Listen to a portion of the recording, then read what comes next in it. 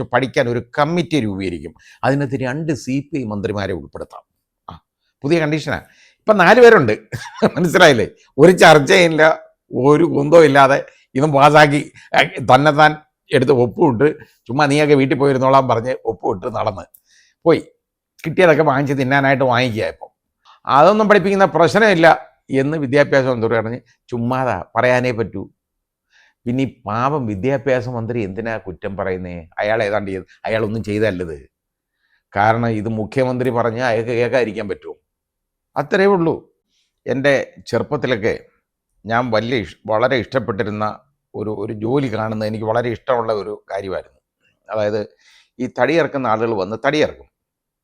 അപ്പോൾ അതിന് അന്ന് പിന്നെ വർഷങ്ങൾ കഴിഞ്ഞാണ് ഏതാണ്ട് എനിക്കൊരു 10-15 വയസ്സൊക്കെ ആയപ്പോഴത്തേക്കാണ് ഈ വട്ടവാളുമൊക്കെ വന്നു തുടങ്ങിയത്. അതിന് മുമ്പ് അങ്ങനെ മില്ലുകൾ വന്നേ. അതിന് മുമ്പ് ആളുകൾ നീളമുള്ള വാളുണ്ട്, വലിയ വാള്. അതായത് ഈ താഴെ വരുമ്പോൾ അതിന് വളരെ വീതി കുറവാണ്, മുകളിലോട്ട് വരുന്തോറും വീതി കൂടുതൽ വരും. മുകളിൽ നല്ല വീതിയാണ്. അതിന് മുകളിൽ ഒരു പിടിയുണ്ട്, അത് ഉണ്ട്. അതേപോലെ അതിങ്ങനെ കുറുക്കെ ഉള്ള പിടിയാണ്. അതുപോലെ താഴെയും അതിന് താഴെയുള്ള പിടി. ഈ പിടി രണ്ടും അത് ആപ്പ് വെച്ച് അടിച്ച് അവർ റെഡിയാക്കുന്നതാണ്. താഴത്തെ പിടി, മുകളിലത്തെ പിടി ഉറപ്പിച്ചതുമാണ്. അപ്പോൾ ഇതിനു വേണ്ടി കാമരം കെട്ടുക എന്ന് പറയുന്ന ഒരു പരിപാടിയുണ്ട്. കാമരം എന്നാണ് അതിനെ പറയുന്നത്. അതായത് ഒരു ഏതെങ്കിലും നമ്മുടെ ഒരു തിടിൽ വലിയ കയ്യാല ഉണ്ടല്ലോ, അതിനോട് ചേർന്നായിരിക്കും ഈ പണി ചെയ്യുന്നത്. കാരണം മുകളിൽ നിന്ന് തടി അതിലോട്ട് കയറ്റി വെക്കാൻ വേണ്ടി അതിൽ നിന്ന് 2 തടികൾ ഇങ്ങോട്ട് കൊണ്ടുപോകും. അപ്പുറത്തൊരു തടി വെച്ചിട്ട് അതിലോട്ട് ഇത് കണക്ട് ചെയ്യും. താഴെ 2 തൂണും. അപ്പോൾ 2 തൂണ് മതി. അതാണ് അതിൻ്റെ പ്രത്യേകത. 2 തൂണിൽ ഇങ്ങനെ കുറുക്കെ ഒരെണ്ണം വെക്കും. അതേപോലെ തന്നെ വീണ്ടും ഈ അതിരിലേക്ക് കയറ്റി തിടിലിൻ്റെ മേളിലേക്ക് കയറ്റിയിട്ട് 2 കാലുകളും കൂടെ, അതായത് തടികളും കൂടെ വെക്കും. എന്നിട്ട് ഈ തടി ഉരുട്ടി ഇതിനകത്തൂടെ കൊണ്ടുവന്ന് മുകളിൽ നിന്ന് കൊണ്ടുവന്ന് ഇതിൽ കയറ്റി നടുക്കോട്ട് വെക്കും. അപ്പോൾ അടിയിലിരിക്കുന്ന ആളുണ്ടല്ലോ, അടിയിലിരിക്കുന്ന ആൾക്ക് ആദ്യം ഈ പിടി ഇല്ല. കാരണം പിടി ഉണ്ടെങ്കിൽ ഇത് ഇറങ്ങിപ്പോകത്തില്ലല്ലോ, വാള് താഴോട്ട് ഇറങ്ങണ്ടേ. അപ്പോൾ ഇത് ആദ്യം കുറച്ചൊന്ന് കട്ട് ചെയ്യും. മുകളിൽ നിൽക്കുന്ന ആൾ ആണ് മെയിൻ ആൾ. താഴെ ഇരിക്കുന്ന ആൾ ഈ പൊടിയെല്ലാം തിന്നു വേണം താഴെ ഇരിക്കാൻ. അയാൾ ഈ പൊടി കുളിച്ചായിരിക്കും താഴെ നിന്ന് ഇറങ്ങി കയറി വരുന്നത് കേട്ടോ. ഒരു വല്ലാത്തൊരു പണിയാണ്. മുകളിലോട്ട് ഇങ്ങനെ കണ്ണ് തുറന്ന് നോക്കാനും പറ്റത്തില്ല. എന്നിട്ട് ആദ്യം ഇതിന് നമുക്ക് ഈ കരി കലക്കിയിട്ട് അതിനകത്ത് ചരടുണ്ട്, ആ ചരട് മുക്കും. ചരട് മുക്കിയിട്ട് ഇവരിങ്ങനെ 2 സൈഡിലോട്ടും ഇത് പിടിക്കും. ആ തടിയുടെ ഇതിൽ നേരെ നെടുകെ പിടിക്കും. പിടിച്ചതിന് ശേഷം ഇതിങ്ങനെ വലിച്ചു വിടുന്നുണ്ടെ ഈ കരി അതിൽ പറ്റിയിട്ട് കറക്റ്റ് ലൈൻ, ആ ലൈനിൽ കൂടാണ് ഈ തടി ഇറക്കേണ്ടത്. അതിൻ്റെ അളവൊക്കെ എടുത്തിട്ടാണ് ചെയ്യുന്നത് കേട്ടോ, ഇങ്ങനെ ചെയ്യുന്നത്. അപ്പോൾ ഇത് എന്നിട്ട് അങ്ങോട്ട് ഇറക്കും. ആദ്യം കുറച്ചങ്ങോട്ട് അറുത്ത് ഇങ്ങോട്ട് കയറി കഴിയുമ്പോൾ ഈ വാളിറങ്ങുന്ന പരുവാകുമ്പോഴത്തേക്ക് പിന്നെ ചെയ്യുന്നതെന്ന് പറഞ്ഞു കഴിഞ്ഞാൽ ഇതിൻ്റെ മുകളിൽ നിന്ന് പതുക്കെ ഈ ദ്വാരത്തിലൂടെ ഈ വാളിങ്ങനെ ഇറക്കിയിട്ട് താഴെ ഇരിക്കുന്ന ആൾ ഇതിനെ പിടി ഫിറ്റ് ചെയ്തിട്ട് മുകളിൽ നിൽക്കുന്ന ആൾ അവർ തമ്മിൽ വലിയ ഒരു ഏകോപനമുണ്ട് കേട്ടോ. ഇത് തമ്മിൽ അവർ ഒന്നും സംസാരിക്കുകയൊന്നുമില്ല, അവർക്കറിയാതെ എങ്ങനെയാണെന്ന്. അവർ മുകളിൽ നിൽക്കുന്ന ആൾ ഇതിങ്ങനെ വലിക്കും, താഴോട്ടുള്ള ആൾ താഴോട്ട് വലിക്കും. അങ്ങനെ നല്ല പരിപാടിയിൽ ഇങ്ങനെ തടി അറുത്തുകൊണ്ട് വരും. അങ്ങനെ തടി ഇറക്കുമ്പോൾ അതിനകത്ത് ഈ വിടവ് കൂടുതൽ കിട്ടണമല്ലോ. അതിന് ഈ ആപ്പുണ്ട്. ആപ്പ് പതുക്കെ ഈ വിടവിനകത്ത് വെച്ച് അടിച്ച് പതുക്കെ തട്ടി ഇറക്കുന്നുണ്ടേ ഈ വിടവ് കൂടും. അപ്പോൾ വാള് മുറുകത്തില്ല, ഇല്ലെങ്കിൽ വാള് മുറിവ് പോവും, വാളിനൊന്നും ചെയ്യാൻ ഒക്കത്തില്ല. അങ്ങനെ ഈ ആപ്പുണ്ടല്ലോ, ഇതുപോലെ ഈ കുരങ്ങന്മാർ ഇവർ ഈ തടി അറുത്തിട്ട് ഇതും വാളും വെച്ച് അതേപോലെ തന്നെ ഇതേപോലെ ഈ ആപ്പും അടിച്ചു വെച്ചിട്ട് ഇവർ ആഹാരം കഴിക്കാനും ഒക്കെ പോകുമ്പോൾ ഈ കുരങ്ങ് ചിലപ്പം വന്നിട്ട് ഈ ആപ്പ് വലിച്ചു വരും. ആപ്പ് വലിച്ചു വരുമ്പോൾ ഈ കുരങ്ങിനത് അറിഞ്ഞൂടല്ലോ, ഇങ്ങനെ ഒരു ആപ്പിരിക്കും. അപ്പോൾ ഈ കുരങ്ങിൻ്റെ വാല് ന്യായമായിട്ട് ഈ വിടവിനകത്തൂടെ താഴോട്ട് കിടക്കും. ഈ ആപ്പ് അങ്ങ് ഊരിക്കഴിഞ്ഞാൽ എന്തോന്നറിയോ, ഇതങ്ങ് ഞെരുങ്ങി കുരങ്ങിൻ്റെ വാലും കൊണ്ട് പോകാനും ഒക്കത്തില്ല, ഒന്നും ചെയ്യാനും പറ്റത്തില്ല. ആ അവസ്ഥയാണെന്ന് CPI എന്ന് പറയുന്ന രാഷ്ട്രീയ പാർട്ടി അനുഭവിക്കുന്നത്. ആ പൂരി വാല് താഴോട്ടായിപ്പോയി, ഞെരുങ്ങി, ഒന്നും ചെയ്യാൻ വയ്യ. ആദ്യമേ PM ശ്രീ നടപ്പാക്കരുതെന്ന് പറഞ്ഞു. ഉടനെ നമ്മുടെ ബഹുമുഖ്യമന്ത്രി അനങ്ങില്ല. അന്നേരെ ബഹുമുഖ്യമന്ത്രി നമ്മുടെ ബഹുമാനപ്പെട്ട പ്രധാനമന്ത്രിയെ കാണാനായിട്ട് ഡൽഹി പോയി. അതോടുകൂടി എല്ലാം മാറി മറിഞ്ഞു. അതാണ് അത് നടന്നേക്കുന്നത്. വളരെ ഒരു ഒരു എന്തൊരു സ്പീഡിലാണ് പോയേക്കെന്നറിയോ. അവിടെ ചെന്നപ്പോൾ വിരട്ടിയിട്ടുണ്ട്, മര്യാദയ്ക്ക് പോയി ഒപ്പിട്ടിട്ട് വാ, അല്ലെങ്കിൽ മറ്റേത് എടുക്കും ഇതെടുക്കും എന്നൊക്കെ പറഞ്ഞിട്ടുണ്ട്. അപ്പോഴത്തേക്ക് അന്നേരമേ ഇങ്ങോട്ട് വന്നു, റെഡി വന്ന് എല്ലാം ശരിയാക്കി. അതായത് 6-ാം തീയതി കാണാൻ പോന്നു, 10-ാം തീയതി തന്നെ ഇതെല്ലാം റെഡിയാക്കി വെക്കുന്നു. എന്നിട്ട് പിന്നെ ഒപ്പിടിയിൽ കർമ്മം പെട്ടെന്ന് നടക്കുന്നു. ഈ പരിപാടി ഇതുപോലെ അങ്ങ് പോയി. അതായത് ദിവസങ്ങൾക്കുള്ളിലാണ്. പ്രധാനമന്ത്രിയായിട്ടുള്ള സന്ദർശനം കഴിഞ്ഞതിന് ശേഷം വളരെ അടുത്ത ദിവസങ്ങളിൽ തന്നെ ഇതിനു വേണ്ടിയുള്ള ഇതെല്ലാം പ്രിപ്പയർ ചെയ്തു, അത് ഒപ്പിടുകയും ചെയ്തു. ഒരു മനുഷ്യനെ അറിഞ്ഞിട്ടില്ല. ആ പടി അറിഞ്ഞ ആരൊക്കെയാണെന്നറിയാമോ? നമ്മുടെ ബഹുമുഖ്യമന്ത്രി അറിഞ്ഞിട്ടുണ്ട്, അതുപോലെ ബഹുവിദ്യാഭ്യാസ മന്ത്രി അറിഞ്ഞിട്ടുണ്ട്, പിന്നെ അതിലെ ഉന്നത ഉദ്യോഗസ്ഥർ മാത്രം അറിഞ്ഞിട്ടുണ്ട്. വേറെ ആരും ഇത് അറിഞ്ഞിട്ടില്ല. ഇതാദ്യം ഇത് നടപ്പാക്കുന്നതിനെക്കുറിച്ചുള്ള ഒരു നിയമോപദേശത്തിന് വേണ്ടി ലോ ഡിപ്പാർട്ട്മെൻറ്റിൽ എന്ന് ചോദിച്ചു. അപ്പോൾ ലോ സെക്രട്ടറി കൊടുത്ത നിയമോപദേശമുണ്ട്. ഇതൊരു പോളിസി ഡിസിഷനാണ് എടുക്കേണ്ടത്. ആ പോളിസി ഡിസിഷൻ എടുത്തതിന് ശേഷമേ ഇതിനെക്കുറിച്ച് ധാരണാപത്രത്തിൽ ഒപ്പിടാനൊക്കുള്ളൂ എന്ന് പറഞ്ഞ് അത് കൊടുത്തു. ഇത് അതൊക്കെ കൊടുത്തതൊക്കെ എന്തോന്നറിയുക, അതൊക്കെ ചുമ്മാ ഒരു രസത്തിന് വാങ്ങിക്കുക എന്നുള്ളതല്ല ഉള്ളൂ. അപ്പോൾ ഇത് മന്ത്രിസഭ ചർച്ചയ്ക്ക് 2 പ്രാവശ്യം ഇങ്ങനെ പതുക്കെ വന്നപ്പോൾ ഇത് CPI മന്ത്രി എതിർത്തു. അപ്പം കളഞ്ഞു, മാറ്റി, കാരണം നടന്നില്ല. പിന്നെ ചർച്ചയൊന്നും ഇല്ല. ഒരു ദിവസം അങ്ങ് ഒപ്പിട്ടു. അപ്പോൾ ഒപ്പിടരുത്, അതായത് ഇങ്ങനൊരു PM ശ്രീ പദ്ധതിയുടെ ഇത് ഈ എഗ്രിമെൻ്റ് ഒപ്പിടാൻ പോകുന്നു എന്നുള്ള വിവരം അത് മന്ത്രിസഭയിലെ ഒരു മുതിർന്ന അംഗമാണല്ലോ രാജൻ, അത് ചോദിച്ചു. ബഹുമാനപ്പെട്ട റവന്യൂ മന്ത്രി ചോദിച്ചു കഴിഞ്ഞപ്പോൾ അടുത്ത അജണ്ടയിലേക്ക് പോട്ടെന്ന് മുഖ്യമന്ത്രി. അജണ്ട ഇയാൾ ഇരുന്നുണ്ടായിക്കോ, ഞങ്ങൾ ഇറങ്ങി പോവുക എന്നും പറഞ്ഞ് ഇവർക്ക് ഇറങ്ങി വരാൻ തോന്നിയില്ലല്ലോ. നാണമില്ലേ? ഇതാണ് ഞാൻ ചോദിക്കുന്നത്. നിങ്ങൾ അജണ്ട അടുത്ത് എടുക്കുക, അജണ്ട അടുത്ത് നിങ്ങൾ വെക്കും, ഞങ്ങൾ ഇനി ഇതിൻ്റെ കാര്യം മറുപടി പറഞ്ഞതിന് ശേഷം ബാക്കി കാര്യം നടക്കാം എന്ന് പറയാൻ ഇവർക്ക് തോന്നിയില്ല. ഒന്നും ചെയ്തില്ല, അനങ്ങാതിരുന്നു. ഇവർ എല്ലാം ഇങ്ങനെ ചെയ്യുന്നത് കേട്ടോ. കാരണം അതിങ്ങനൊരു പരിപാടിയാണ്. CPIക്ക് ഒരു അസ്തിത്വം ഉണ്ടാക്കിയെടുക്കാനുള്ള ഒരു ഇടപാടെന്നുള്ളതല്ലാതെ ഇതിനപ്പുറത്തോട്ട് വേറെ കാര്യമൊന്നുമില്ല. അപ്പോൾ ഇത് ഏതായാലും അവരൊരു അനങ്ങാതങ്ങ് ഒപ്പിട്ട് കഴിഞ്ഞപ്പോഴാണ് ഇത് വളരെ വലിയ ലംഘനമാണ് നടത്തിയേക്കുന്നത്, മുന്നണി മര്യാദ പാലിച്ചിട്ടില്ല, അത് ചെയ്തിട്ടില്ല, ഇത് നടക്കാൻ പാടില്ല, ഇത് നടപ്പാക്കാൻ പാടില്ല, ഈ കരാർ റദ്ദാക്കണം, ഇത് ചർച്ച ചെയ്തിട്ടില്ല, മുന്നണി ചർച്ച ചെയ്തിട്ടില്ല, മന്ത്രിസഭയെ ചർച്ച ചെയ്തിട്ടില്ല, ഈ പറയുന്ന മുഖ്യമന്ത്രിയും അതുപോലെ തന്നെ ഈ വിദ്യാഭ്യാസ മന്ത്രിയും അല്ലാതെ വേറെ ആരും ഇത് അറിഞ്ഞിട്ടേ ഇല്ല. ഇതാണ് എന്തിന് CPIയുടെ ദേശീയ സെക്രട്ടറി എന്ന് പറയുന്ന MA ബേബി പോലും ഇത് അറിഞ്ഞിട്ടില്ല കേട്ടോ. അതല്ലേ MA ബേബി ഇത് കേട്ടപ്പോൾ പറഞ്ഞു, അതെ അല്ല, അത് ചർച്ച കൂടാതെ അതൊന്നും ചെയ്യത്തില്ല, മുന്നണി ചർച്ചയൊക്കെ ചെയ്യും, മന്ത്രിസഭ ചർച്ച ചെയ്യാതെ ഇതൊന്നും തീരുമാനം എടുക്കത്തില്ല എന്ന് പറഞ്ഞു. പക്ഷെ പറഞ്ഞു കഴിഞ്ഞപ്പോഴാണ് ഒരു ദിവസം കഴിഞ്ഞപ്പോഴത്താണ് ആ അപകടം മനസ്സിലാക്കിയത്.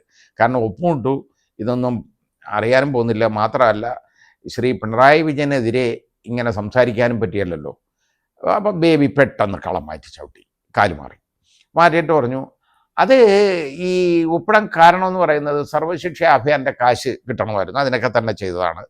അപ്പോൾ അത് വേറെ നയമാറ്റമൊന്നും ഈ കാര്യത്തിലൊന്നും ഇല്ല, ഏതാണ്ടൊക്കെ പറയുന്നുണ്ട്. എന്തോ പറയുന്നതെന്ന് അദ്ദേഹത്തിന് അറിഞ്ഞൂടാ, വേറെ ആർക്കും അറിഞ്ഞൂടാ. അപ്പോൾ D രാജ കാണാൻ പോയി, CPIയുടെ ദേശീയ സെക്രട്ടറി കാണാൻ പോയി. അദ്ദേഹത്തിന് MA ബേബിയെ കണ്ടു, സംസാരിച്ചപ്പോൾ പറഞ്ഞു, അതൊക്കെ സംസ്ഥാന ഘടകം ചർച്ച ചെയ്യട്ടെ എന്ന് പറഞ്ഞാൽ പുള്ളിക്ക് വലിയ ജോലിയാണ് ഉള്ളത്. ദേശീയ സെക്രട്ടറി എന്ന് പറയുന്നത് വളരെ ഭാരിച്ച ജോലി ഉത്തരവാദിത്വമുള്ള ഒരാളാണ്. അപ്പോൾ ഇതൊക്കെ ചെറിയ കാര്യം, ഈ ചീള് കേസൊക്കെ അതൊക്കെ സംസ്ഥാന ഘടകം ചർച്ച ചെയ്യട്ടെന്നായി. അപ്പോൾ എന്ന് പറഞ്ഞു കഴിഞ്ഞാൽ വിവരം അറിയുമെന്ന് മനസ്സിലായി. ഇനി അതിനകത്ത് തർക്കിച്ച, കാരണം CPM എന്ന് പറഞ്ഞാൽ ഇപ്പോൾ അതിൻ്റെ CPM is equal to Pinarayi Vijayan എന്നുള്ളതാണ് അതിൻ്റെ അർത്ഥം. അപ്പോൾ അത് CPM. അപ്പോൾ അത് മനസ്സിലാക്കാൻ MA ബേബിക്ക് കൂടുതൽ സമയമൊന്നും വേണ്ട. കാരണം MA ബേബി ആ സ്ഥാനത്ത് കൊണ്ടിരുത്താൻ ശ്രീ പിണറായി വിജയന് കഴിഞ്ഞെങ്കിൽ പിന്നെ എടുത്ത് കളയാനും പിണറായി വിജയന് കഴിയും. അതറിയാം അദ്ദേഹത്തിന്. അതുകൊണ്ടാണ് MA ബേബിക്ക് നിന്ന് പിഴയ്ക്കണ്ടേ, കുറ്റം പറഞ്ഞുകൊണ്ട് വല്ല കാര്യമുണ്ടോ.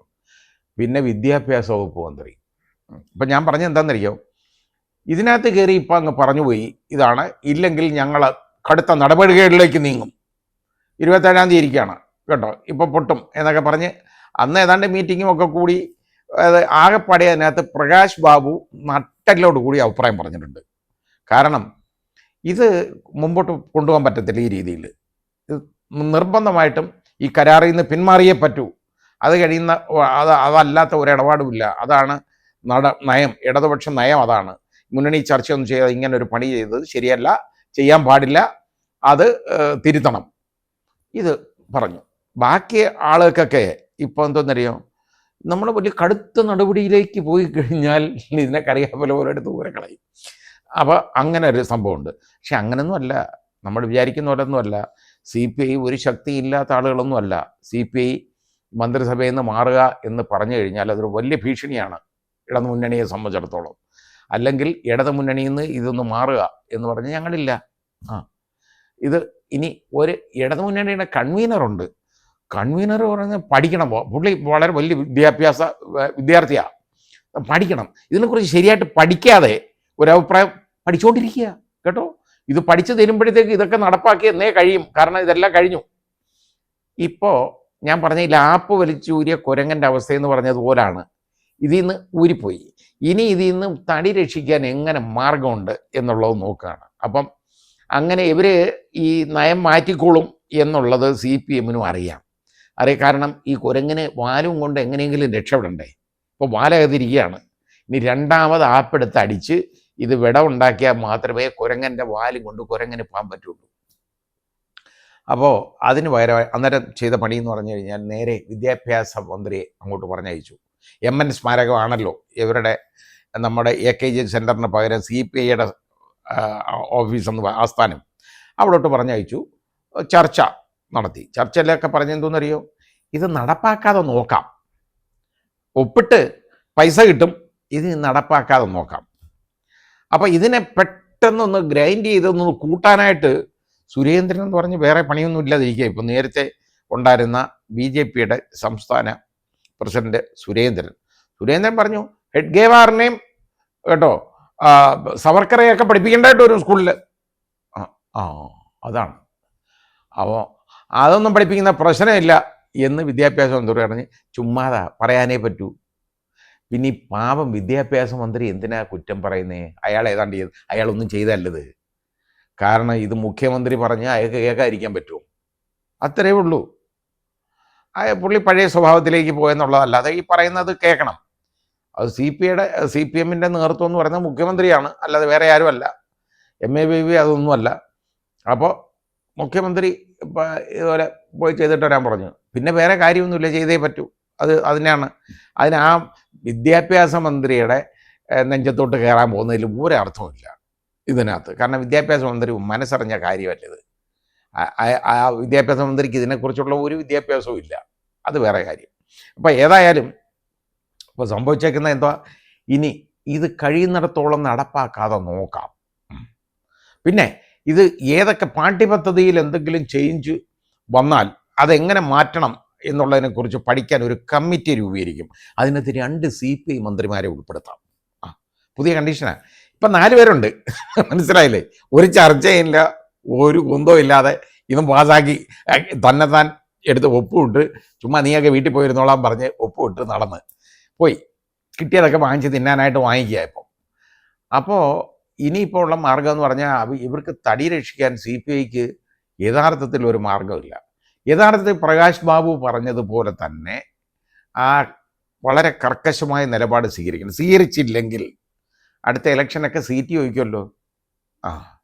അപ്പോൾ ഇവരൊരു ഏകപക്ഷീയമായ ഒരു തീരുമാനം എടുക്കും. ഇവന്മാർ ഇതുപോലുള്ള ശല്യമൊക്കെ ഉണ്ടാക്കുകയല്ലേ, അതുകൊണ്ട് മതി, ഇത്തരം സീറ്റ് മതി. ഇതെല്ലാം ഇത് അനുഭവിച്ചേ പറ്റൂ. ഇനി ഇതെന്നും ഇവരുടെ കാൽ കീഴിൽ ചവിട്ടുകൊണ്ട് കിടക്കുന്ന രീതിയിൽ കിടക്കേണ്ട ഗതികേട് CPIക്ക് വരും. ശരിയായ നിലപാട് എടുത്താലോ. അപ്പോൾ നമ്മൾ മനസ്സിലാക്കണം, പണ്ട് ശ്രീ PK വാസുദേവൻ നായരൊക്കെ മുഖ്യമന്ത്രിയായിരുന്നു. അത് കഴിഞ്ഞിട്ട് ആ സ്ഥാനം പോലും, മുഖ്യമന്ത്രി സ്ഥാനം വേണ്ടെന്ന് വെച്ചിട്ടാണ് അദ്ദേഹം ഇടതുമുന്നണിയുടെ ഭാഗമായിട്ട് അവർ മാറുന്നത്. അതുവരെ കോൺഗ്രസുമായിട്ടുള്ള കൊയിലേഷൻ ഗവൺമെൻറ് ആയിരുന്നല്ലോ ശ്രീ അച്യുതമേനോനും അതുപോലെ തന്നെ PK വാസുദേവൻ നായരും ഒക്കെ ഉണ്ടായിരുന്നത്. അതുപോലും അവർ അത്രയും കാണിച്ചു. അവർക്ക് അന്നത്തെ ശക്തിയൊക്കെ CPIക്ക് ഉണ്ടോ എന്ന് ചോദിച്ചു കഴിഞ്ഞാൽ അവർക്ക് കുറേ ശക്തി കേന്ദ്രങ്ങളുണ്ട്, ഇല്ലെന്ന് പറയാൻ ഒക്കത്തില്ല. പലയിടത്തുമായിട്ട് ചിതറിക്കിടക്കുക എന്നുള്ളതേ ഉള്ളൂ. ഉണ്ട്, ഇല്ല എന്നൊന്നും പറയാൻ പറ്റില്ല. ഏതായാലും ഇപ്പോഴത്തെ അവസ്ഥ വളരെ പരിതാപകരമാണ്. ഇനിയിപ്പം നാളെ തീരുമാനം എടുക്കും. ഏതാണ്ട് വലിയ കടുത്ത തീരുമാനം 27-ാം തീയതി, നാളെ അല്ലല്ലോ, അത് തന്നെ 27-ാം തീയതി എടുക്കും. ഇന്ന് 26-ല്ലേ, നാളെ 27-ാം തീയതി തീരുമാനം എടുക്കുക. ആലപ്പുഴ വെച്ചാണ് ഇവരുടെ എക്സിക്യൂട്ടീവ് കൂടുന്നത്. അതിലുള്ള തീരുമാനം ആണ് CPI എടുക്കുന്നത്. അതിന് മുമ്പ് സമവായ ചർച്ചകൾ ഇങ്ങനെ നടത്താനായിട്ട് വളരെ വലിയ ശ്രമങ്ങളാണ്. സമവായ ചർച്ചയെന്ന് പറഞ്ഞാൽ എന്തോന്നറിയോ, ഇത് ചുമ്മാ ഒപ്പിട്ടെന്നുള്ളേ ഉള്ളൂ. ചുമ്മാ ഒപ്പിട്ടൊന്നുമല്ല, അതിനകത്തെ കണ്ടീഷനുണ്ട്. കാരണം PM ശ്രീ പദ്ധതിയായിട്ട് പോയാൽ NEP ആണ്, നാഷണൽ എഡ്യൂക്കേഷൻ പോളിസി നടപ്പാക്കുന്നതിൻ്റെ മുന്നോടിയായിട്ട് തന്നെയാണിത്. നാഷണൽ എഡ്യൂക്കേഷൻ പോളിസി നടപ്പാക്കണം എന്നുള്ളതാണ് അതിനകത്തെ കണ്ടീഷൻ. അത് തന്നെ വരും. അപ്പോൾ അതിനകത്ത് ഞാൻ പറഞ്ഞതുപോലെ ഗാന്ധിജി കൊല്ലപ്പെട്ടല്ലോ, ഗാന്ധിജി മരിച്ചു, അത്രയും സംഭവിക്കുന്നുണ്ട്. ഗാന്ധിജി എന്ന് പറയുന്ന ഒരു വ്യക്തി ഉണ്ടായിരുന്നെന്നും അദ്ദേഹം മരിച്ചു എന്നും പറയുന്നുണ്ട്. അത് ശരിയാണ്. അതേപോലെ തന്നെ ഗോത്ര കലാപം അതിനകത്തില്ല, അങ്ങനൊരു സംഭവമില്ല, ചരിത്രത്തിലില്ല കേട്ടോ. പിന്നെ ഇതേപോലുള്ള ഒരുപാട് കാര്യങ്ങൾ വലിയ വ്യത്യാസം ആണ് ഉണ്ടാകുന്നത്. പിന്നെ മഹാത്മാഗാന്ധി കൊല്ലപ്പെട്ടത് ഗോഡ്സെയുടെ കൈകൊണ്ടാണെന്ന് അതിനകത്തൊന്നും വരത്തില്ല. ഗോഡ്സെയൊന്നും ഒരു പ്രശ്നവും വരത്തില്ല. അതിന് കേസുണ്ടായിരുന്നെന്നും ഗോഡ്സെ വധശിക്ഷയ്ക്ക് വിധിച്ചെന്നും വധിച്ചെന്നും ഉള്ളതൊന്നും അതിലൊന്നും വരികയില്ല. ഇതേപോലുള്ള കാര്യങ്ങളാണ് പഠിപ്പിക്കാൻ പോകുന്നത് കേട്ടോ. ഇനി നമ്മുടെ കുഞ്ഞുങ്ങൾ പഠിക്കേണ്ടതായിട്ട് വരും. ഇവരുണ്ടാക്കിയേക്കുന്ന ചരിത്രം, കൃത്രിമമായിട്ട് സൃഷ്ടിച്ചേക്കുന്ന ചരിത്രം മുഴുവൻ കുഞ്ഞുങ്ങൾ പഠിക്കേണ്ടതായിട്ട് വരും. പഠിച്ചേ പറ്റൂ, വേറെ മാർഗമൊന്നുമില്ല.